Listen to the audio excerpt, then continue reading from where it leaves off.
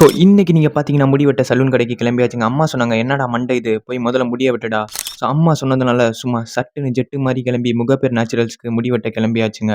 அங்க போனா முடிய வெட்டுறதா இல்ல ஆம்பியன்ஸ பார்க்குறதானே தெரியலங்க. ஆம்பியன்ஸ் பார்த்தாலே முடிவு பண்ணிருவீங்க, அந்த இடத்த விட்டு வரக்கூடாதுன்னு. ஏன்னா அந்த மாரி இருக்குங்க ஆம்பியன்ஸ்லாம். "போதும்பா நீ பார்த்தது, இன்னும் பல ஸ்பெஷல் ஐட்டம் இருக்கு." அப்படின்னு சொல்லி உள்ள போய் காமிச்சாங்க. போனா அங்கேயே செட்டில் ஆயிடலாம் போல. பிகாஸ் இவங்க நம்மள கஸ்டமர் மாரி ட்ரீட் பண்ணாம, அவங்க ஃபேமிலி மாரி ட்ரீட் பண்றாங்க. அது மட்டும் இல்லாம டெய்லி சானிடைஸ், டெய்லி கிளீனிங், படுக்கிறதுக்கு ஜம்முன்னு பெட்டு, எக்யூப்மெண்ட்ஸ்லாம் சும்மா தாறுமாறு அந்த மாரி வச்சிருக்காங்க. ஸோ எப்படிங்க நம்மளுக்கு வரணும்னு மனசு வரும்? அது மட்டும் இல்லாம pedicure, manicure, hair cut and threading எல்லாமே அஃபோர்டபுளான பிரைஸ்ல பண்ணி கஸ்டமர ஹேப்பியா ஃபீல் பண்ண வச்சு தான் வீட்டுக்கே அனுப்புறாங்க. நீங்க கேட்கலாம், எவ்வளோ நேச்சுரல்ஸ் இருக்கு, எதுக்குங்க நாங்க வந்து முகப்பேர்ல இருக்கிற நேச்சுரல்ஸ் பண்ணுவோம்? பிகாஸ் நீங்க போய் பாருங்க, அப்பதான் உங்களுக்கு தெரியும். சரி வீடியோ எடுக்கலாம்னு சொல்லி வீடியோ எடுத்துட்டு இருந்தேங்க. அதுக்குள்ள ஒரு சைனீஸ் அண்ணா வந்தது, "தம்பி போதும் தம்பி நீ வீடியோ எடுத்தது, வா உன்ன ஹீரோ மாரி மாத்துறேன்." அப்படின்னு சொல்லி முடி வெட்ட ஸ்டார்ட் பண்ணாருங்க. சீட்டு சும்மா ஜம்முன்னு இருந்துச்சுன்னு சொல்லி நான் உட்காந்தேன். அந்த அண்ணா வந்து சும்மா ஜம்முன்னு வெட்டிக்கிட்டே இருந்தாரு. எப்படா முடி வெட்டி முடிப்பாருன்னு சொல்லி நான் வெயிட் பண்ணிட்டே இருந்தேங்க. பார்த்தா எனக்கே அடையாளம் தெரியாத மாரி மாத்திட்டாருங்க.